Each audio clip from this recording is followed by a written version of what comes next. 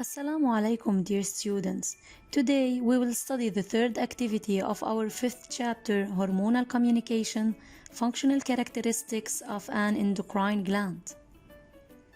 While watching this video, you will need a notebook and a pen, a phone or a laptop, and your biology book on page 90-91.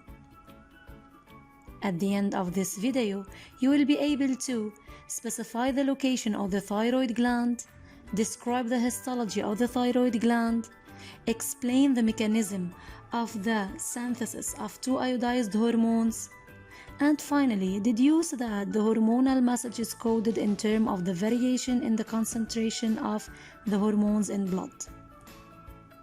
In the previous video, we studied the thyroid gland, which is an endocrine gland. Let's now wrap up all the information already acquired about this gland. The thyroid gland is located in the front of the neck, just below the thyroid cartilage known as Adam's apple. It is composed of two lobes on either side of the windpipe. Despite its small size, the thyroid gland has an important task. Thyroid gland produces hormones, which are important for the growth and energy metabolism of the body.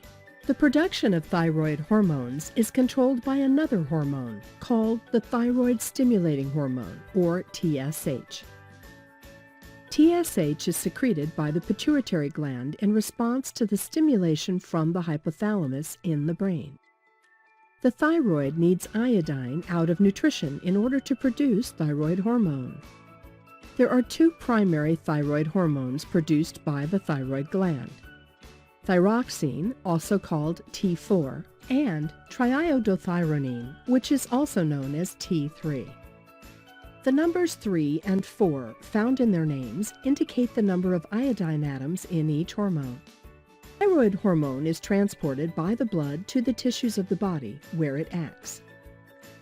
Thyroid hormone plays a key role in all processes of the body, specifically in the growth, development, and energy utilization. Deficiency of thyroid hormone causes delay in these processes, while excessive thyroid hormone can lead to a malignant acceleration of such body processes. Dear students, as you know, the thyroid hormones ensure the communication between organs. In this video, we are going to answer the following questions. What are the functional characteristics of the thyroid gland? How does the synthesis of these hormones take place? And finally, how is the hormonal message coded? Let's start by studying the thyroid histology. As you know, the word histology means the science that studies tissue. Thus, we are studying the tissue of the thyroid. Please, dear student, stop the video, open your biology books on page 90, explore the documents B and C, and then read paragraph 1, structure.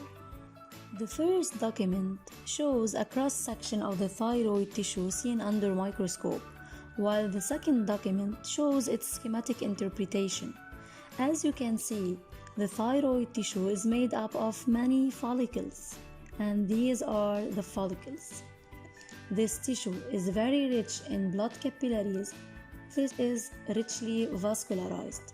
Now, each follicle is made up of epithelial cells that surround a cavity called follicular cavity, and inside this cavity there is a homogeneous liquid called the colloid.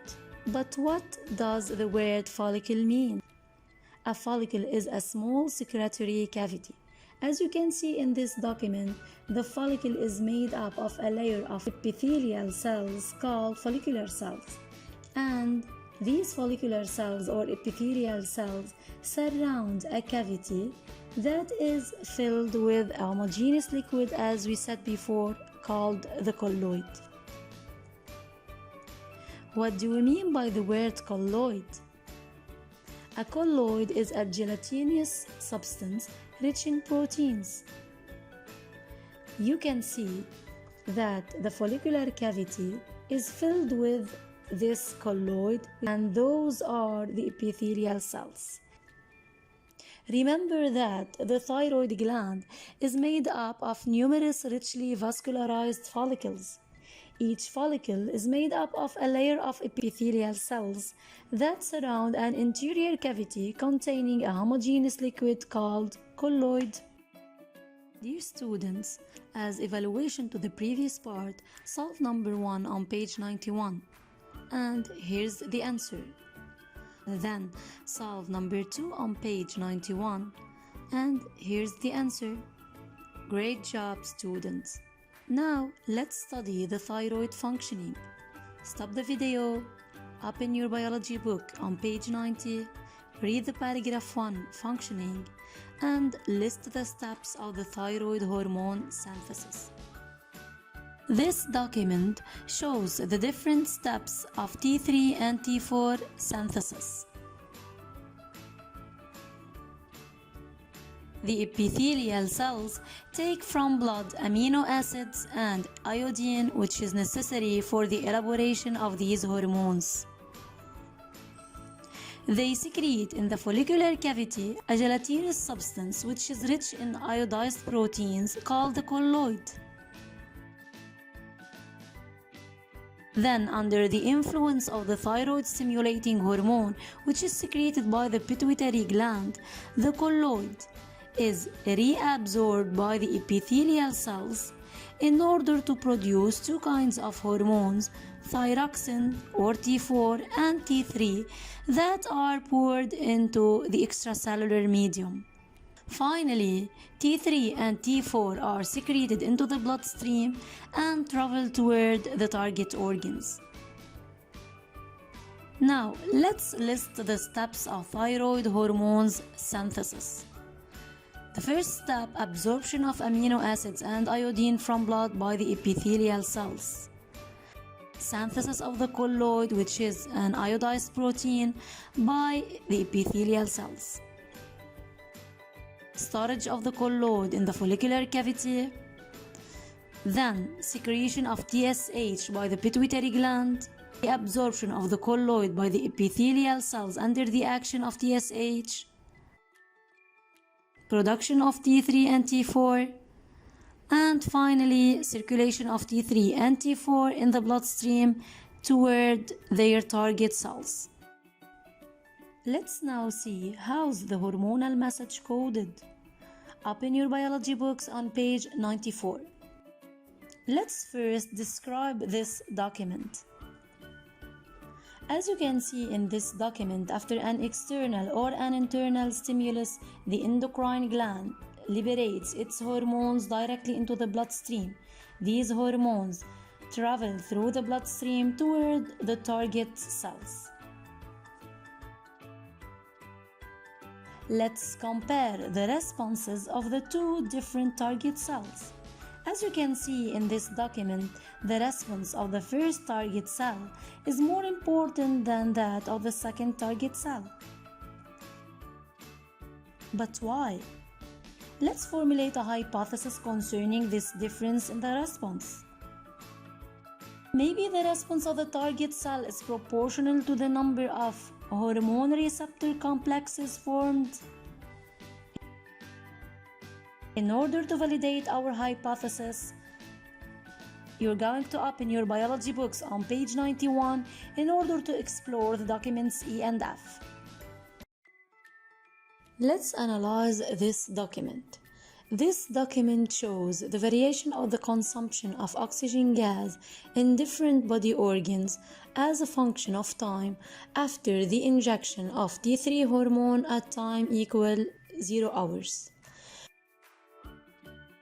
As the time increases to reach 60 hours, the consumption of O2 in the spleen, heart, liver, muscle, and kidney increases, while this consumption remains constant in brain and testicles.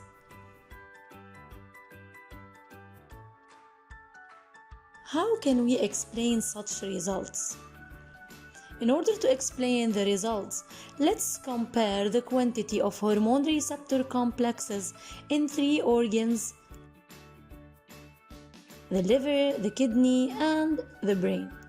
You will remark that the quantity of hormone receptor complex formed after the injection of T3 in the liver is higher than that in the kidney, which is also higher than that in the brain.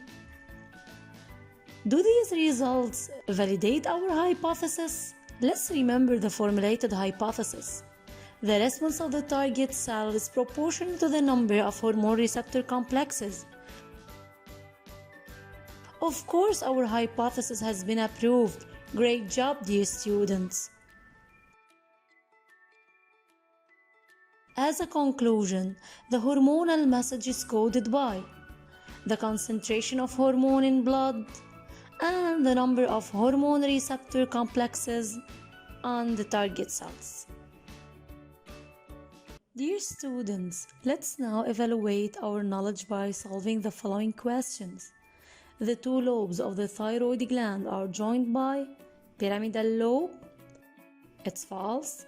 A valve. It's also false. The correct answer is isthmus. The second question, the colloid is contained in epithelial cells. It's false. A connective tissue. It's also false. And the correct answer is follicular cavity. The epithelial cells absorb from blood to elaborate hormones. Iodine, it's correct. Calcium, it's false answer. And amino acids, it's also a correct answer. Finally, dear students, 2 steps to do for the next time. Review previous evaluation and examples.